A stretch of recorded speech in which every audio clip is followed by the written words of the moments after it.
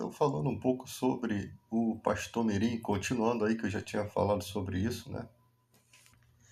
Sempre existiram pequenas crianças que pregam aí nos altares, né, das igrejas. É concedido esse espaço para os jovens pregarem, né?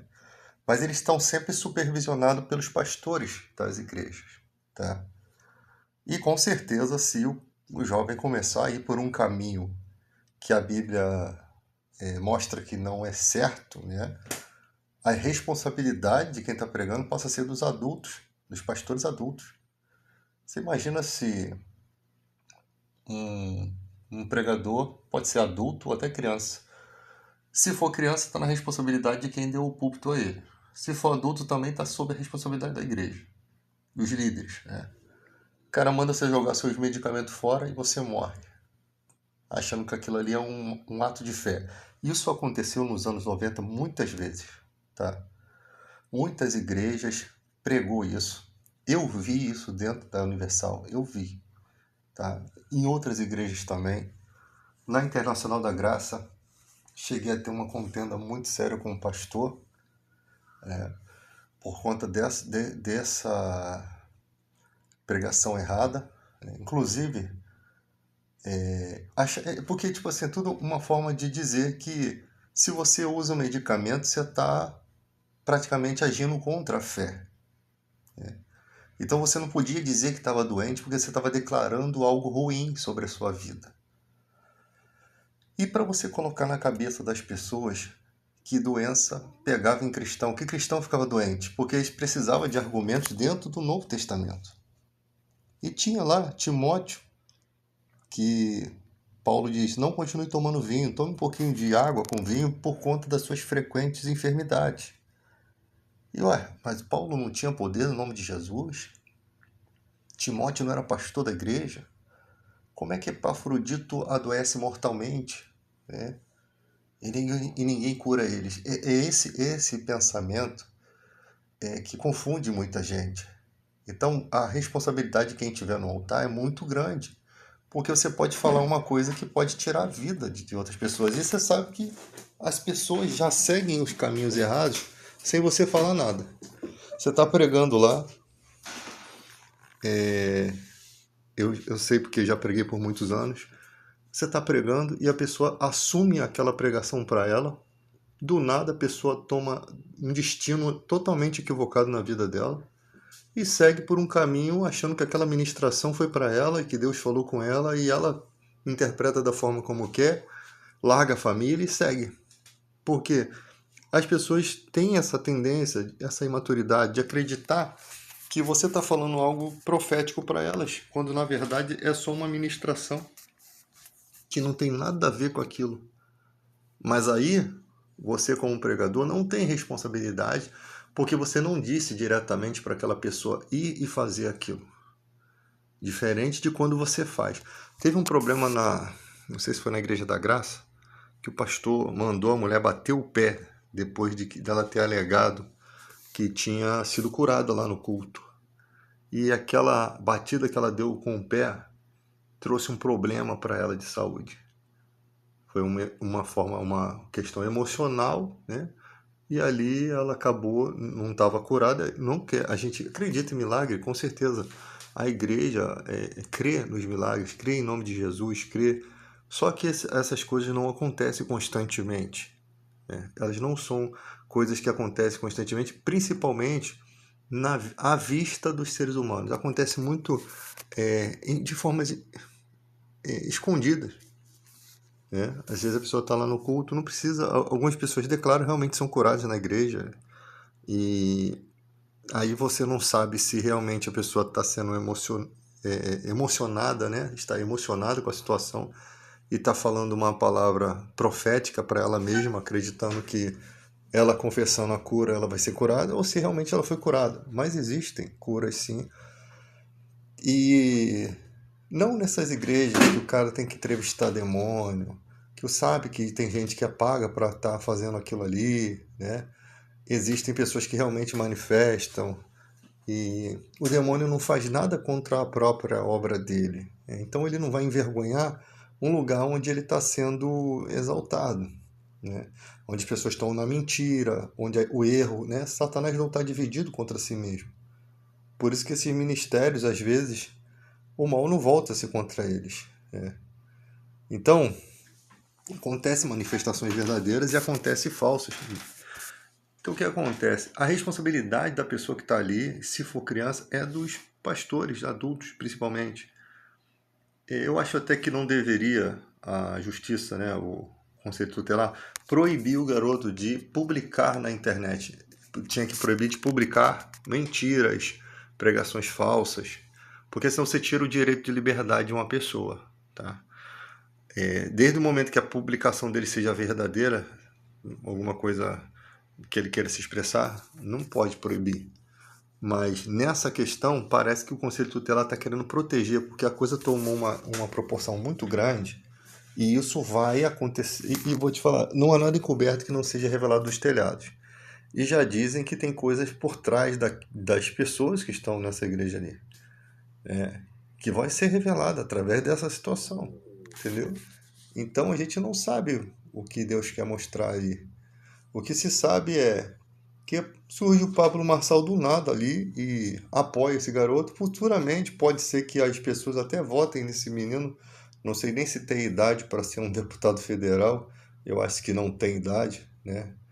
Mas futuramente, quando atingir maior idade, pode ser que já estejam preparando. Mas essas coisas costumam acontecer muito em época de eleição.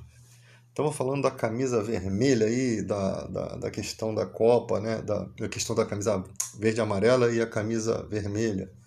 E tem um historiador aí que está na internet, muito inteligente, um cara que entende bem dessas questões, e falou que pela cor mesmo nossa camisa poderia ser vermelha, porque ele explicou lá as situações, né, que realmente o nosso país tem essa cor, tá? E pode ser usada. Quem entende da história vai lá e pesquisa. Mas todo mundo liga isso ao comunismo, né? Parece que a coisa é meio provocativa para as pessoas acreditarem que é um governo comunista. Sempre tem essas questões em época de eleições, né? E é muito feio isso, tudo essa divergência, né, do povo. Tudo que é culpar o presidente, tudo é culpa do presidente. Qualquer coisa que aconteça, é o presidente que é culpado. Então o povo brasileiro já se adaptou a isso. O feijão tá caro, ele não quer saber se teve uma seca, se teve uma queda nos preços por algum motivo de guerra, uma taxação do Trump. Não, ele simplesmente, a culpa é do Lula aí, ó. Então é assim que o nosso país está. A burrice ela tá acima dos limites, né, da consciência. De forma que quando as pessoas já vêm falar comigo dessas questões de política, peraí, esquece isso, vá lá no dia da eleição e vota em quem você quiser. Deixa minha mente em paz, porque isso já está perturbando, né? Então você vê aí na internet a proporção que isso tomou, todo mundo brincando com isso daí, porque realmente foi uma questão que não tem lógica se usar aquela linguagem e dizer que está orando em línguas, né? Mas vamos ser justos que o rapaz não rasgou o laudo da moça lá que estava com câncer, que está com câncer, né? Ela mesma falou que o rapaz anotou no papel e rasgou como se fosse uma forma profética. Muita gente já fez isso. E tem gente que rasga o laudo mesmo. Ou talvez ela queira proteger o jovem, né? Mas a questão é que ela mesma alegou depois que não foi curada. Ela fez uma informação ali, mas parece que ela está numa situação, uma situação delicada, né? Realmente com um câncer grave ali, uma situação em que eu não vou nem mais falar sobre isso, porque é uma pessoa que está debilitada, que precisa de pessoas orando, buscando, e esse assunto nem fica muito conveniente de misturar. Mas ela foi lá e defendeu o rapaz e tal, para ser justo. Realmente o garoto parece não ter rasgado o laudo dela, e se rasgou foi com a permissão dela, e não está certo. A questão que está sendo tratada é como aqui fora as pessoas podem interpretar aquela atitude. É isso que as pessoas precisam entender, a gravidade da coisa. Não se trata de um papel, o papel era dela, permitiu rasgar. Não se trata disso. Se trata de como a pessoa aqui fora pode morrer por conta de uma falsa crença dessa. E tem gente usando isso como forma de ganhar visibilidade política ou de apoiar a pessoa, né? Para se aparecer, como o seu Pablo Marçal aí, né? Que aí foi lá apoiar. A gente já esperava isso, né? Já se esperava isso. Não estou falando nada de mais aqui, realmente houve esse apoio dele aí. Para mim, o Marçal não significa nada e eu para ele também muito menos. Então, estamos empatados nesse quesito, né? A diferença é que ele tem mais grana aí porque ele conseguiu a grana dele aí. E é isso que as pessoas conseguem aí manipular a mente das pessoas. Como eu falei no outro vídeo, o cara é inteligente, o cara que dá palestra. Se tem gente que se beneficia da palestra dele, deixa ele ganhar o dinheirinho dele. Não tem problema. Mas quando abre a boca e fala de política, já não basta, já deu, né? Então, a questão toda é como isso é visto aqui fora entre os membros. Só que a gente demorou muito para fazer essas críticas. A gente demorou muito para entender a gravidade disso. Porque já tem décadas que muitos adultos estão fazendo isso. Brincando com a palavra de Deus. A sorte é que há uma passagem na Bíblia que Jesus não deixou amaldiçoar. Os discípulos queriam que Jesus amaldiçoasse as pessoas que não receberam Jesus em certa cidade. Jesus falou: vocês não sabem de que ministério vocês são?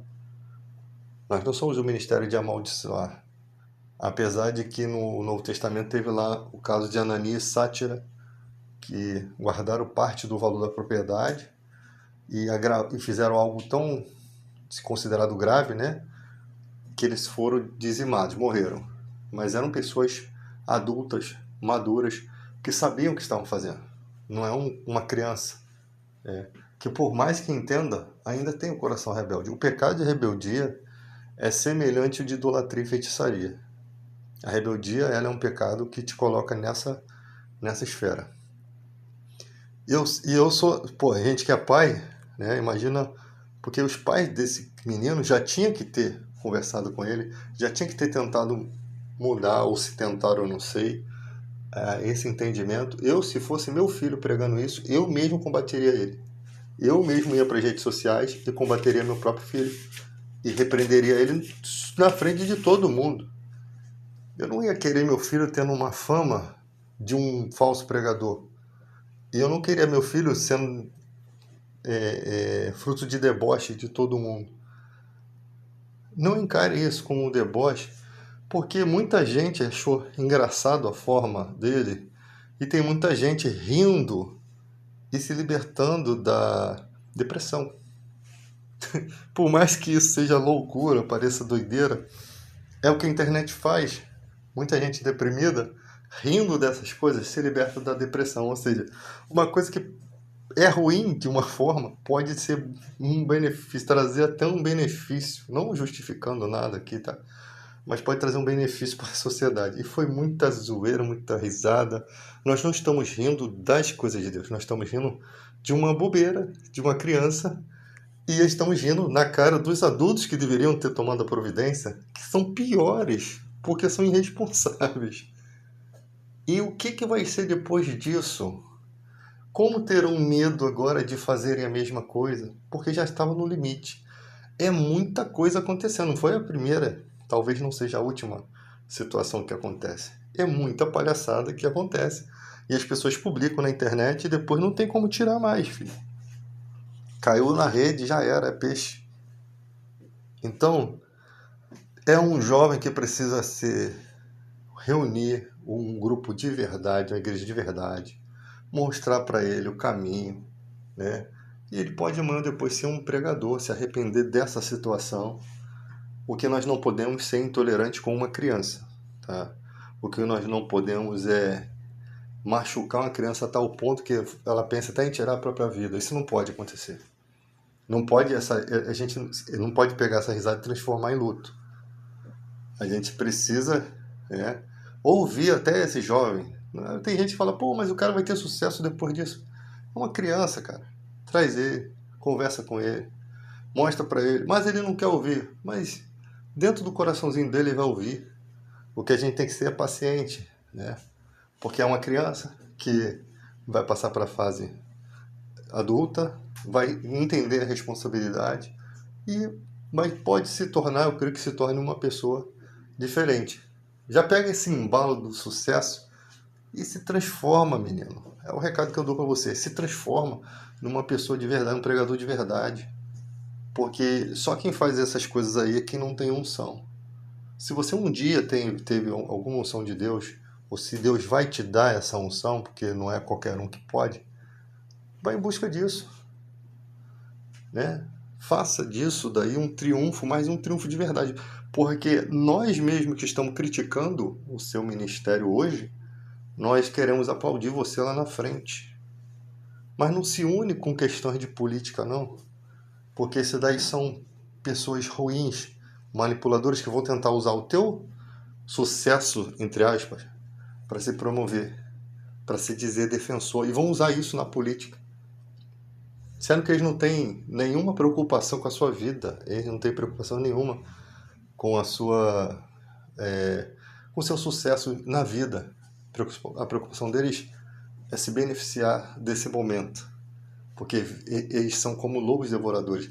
Eles veem onde tem uma, uma porta que pode levar eles a um suposto sucesso, além do que eles já têm, né?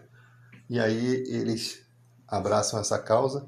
E aí tem os lunáticos que também abraçam a mesma causa e eles acabam se promovendo politicamente e você vai continuar aí pregando essas porcarias, né? Essas baboseiras, porque isso daí não são oração em línguas, isso aí é meninice, tá? Mas se você, como Paulo fala, eu quando era menino, eu pensava e agia como menino, mas eu cresci. É lógico que todo mundo passa por esse processo. Agora, se você não tiver pessoas para te instruir, para te ajudar, eles vão te afundar, eles vão subir nas tuas costas e vão se promover com toda a sua desgraça. Infelizmente. Porque não é uma coisa legal você ter sucesso dessa forma. Mas nós estamos levando na brincadeira, não podemos ficar aí debochando da criança, debochamos da questão, rimos, mas temos que saber quando o momento é sério e saber dar oportunidade para a pessoa ser feliz, né? Porque contra o amor não existe nenhuma lei. Contra fazer o bem não existe lei nenhuma. É isso que a gente precisa entender, que esse menino precisa de auxílio, de ajuda, né? Embora ele possa acreditar que não precise, ele precisa. Mas se ele não quiser também, é direito dele.